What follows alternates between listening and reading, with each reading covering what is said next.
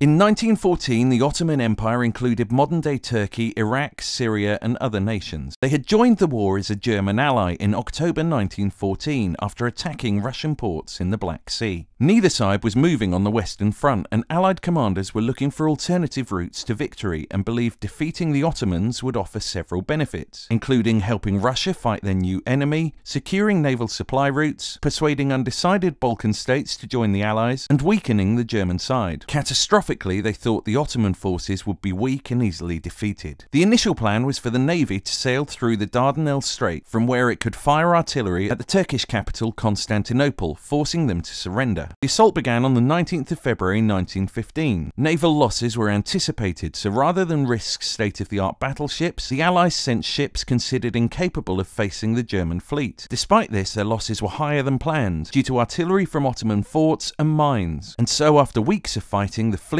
retreated to protect the remaining vessels. Next, the Allied nations attempted a land assault. On the 25th of April, British troops landed at Cape Helles, and the Australian and New Zealand Army Corps, known as Anzac, landed north of Gaba Tepe, later known as Anzac Cove. Casualties were high on all sides, but both beachheads were secured. However, both landings were quickly contained by the Ottomans and failed to advance. As with the Western Front, both sides dug trenches, and neither side made much further progress. Over the coming weeks, temperatures increased, and diseases like typhoid, dysentery and diarrhea were rampant. Nearly a quarter of the British troops who died in the campaign died of sickness. By the end of the year, the Allies decided to evacuate, and the last troops departed on the 9th of January 1916, a little less than a year since the campaign had started. Ever since, the 25th of April, the anniversary of the landing, has been marked as a national day of remembrance in Australia and New Zealand.